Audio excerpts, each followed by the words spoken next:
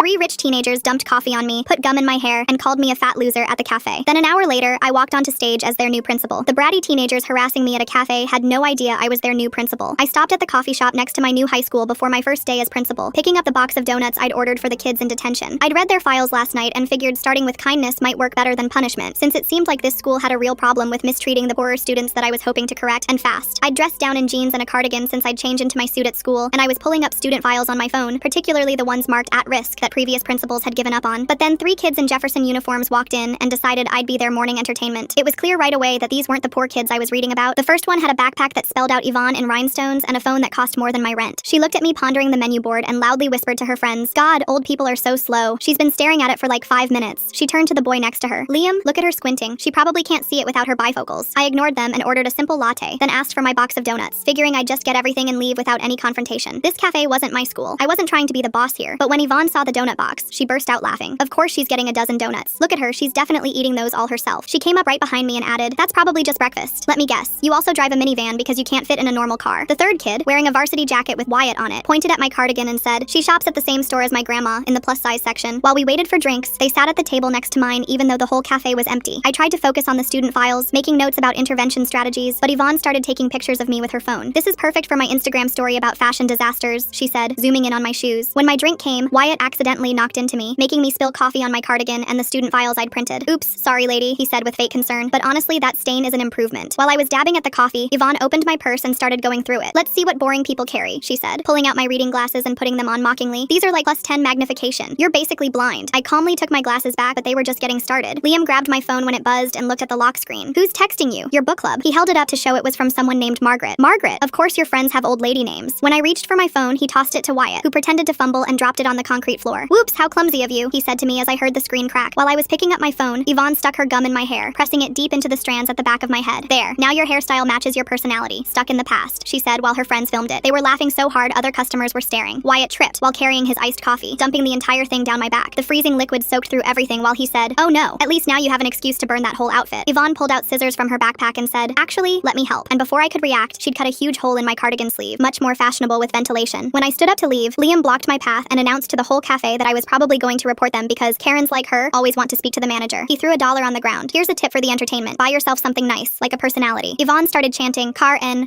and soon they had other kids joining in. As I finally made it to the door, Yvonne followed me out and shoved me hard from behind, making me stumble into the parking lot. "Run along to your boring job," she called out. "I bet you're a secretary or something equally worthless. My dad owns half this town and could buy and sell people like you." She spit at my feet before going back inside to her friends, all of them watching through the window and laughing as I walked toward the school. An hour later, I stood backstage